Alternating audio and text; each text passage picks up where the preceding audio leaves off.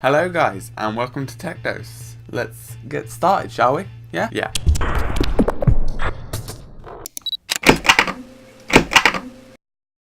So Apple sues Samsung over an iPhone and iPad patent. So it's not the first time we've heard Apple suing someone for an iPhone lookalike. Apple's allegedly looking into halting Samsung's phone release, which is kind of crazy. They're just going to be like, no, we're not letting you release your own phone. So pretty serious.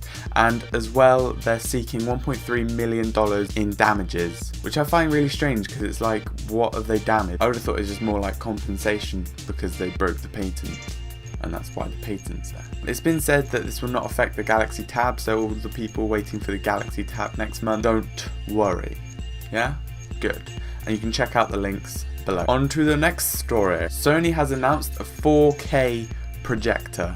Now, 4K is absolutely massive resolution. It's like 16 times bigger than 1080p, so it's like super sharp and like crazy. So it would obviously play 4K footage in like crystal clear. Blu-rays would be amazing on it, and so would 1080p HD. It would still be amazing, but the projector can handle 4K, which, like I said, is like 16 times bigger than 1080p, which is crazy. And there hasn't been a price yet released, but I imagine it'll probably be about $1,000 something, because that is a crazy projector, and it's scheduled for a December release, so there should be a price announced soonish. All links are in the description. So the 3DS Joystick has been seen out in the wild. By wild, I mean a Japanese magazine. So basically, a while ago, Nintendo, there was a rumor that they were releasing an add-on joystick for the 3DS, so you could have dual joysticks. And in a Japanese magazine, there's been like images of it and stuff, and it has been later confirmed that it is the joystick for the 3DS, but it looks really bulky. The item that like clips onto the back of the 3DS looks really bulky. It does add an R2 button, which is kind of cool because then it's like you got more controls, I guess, but it's just really bulky. So all links in the description, check out full article. So I don't know if you've heard of this or seen this, but Amazon and 7-Eleven have combined forces to create a P.O.Box. Basically at a 7-Eleven in Seattle, Capitol Hill, there is some storage lockers that look like P.O. boxes basically. There's about 40 different shapes and sized P.O. boxes, and in the middle is like a touchscreen panel, and it's meant to be joined with Amazon, which I think is really cool. I think the point of this is you can either have it delivered to your home, or you can have it delivered to the P.O. box if you're not going to be in, because quite a lot of packages nowadays have to be signed for.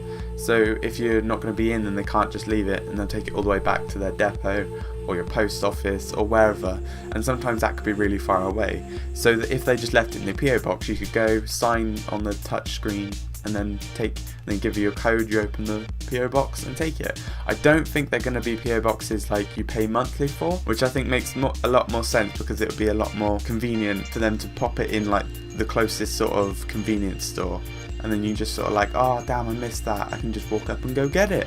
How cool would that be? So moving on to the last story is a transparent TV. So Hair has made a see-through TV. It's said that it's not really meant to be for consumers, it's more like a advertisement scheme where they're just sort of saying, look what we can do, check out all of our products. But really, it's kind of crazy that there's a see-through screen, yet it's still 1680 by 1050 resolution, and you can see through it. So my question to you is, how do you think this see-through technology can be used? Do you think it's going to be good? Do you think it's going to be bad? Do you think it's going to be like able to create things like an iPhone that's just a sheet of glass? It'd be crazy if it was. But I think it's really cool that it's see-through, but it's also like, what if you're playing a game? You're going to be able to see like whatever's behind. I don't know, I feel like whatever's behind it is going to interfere.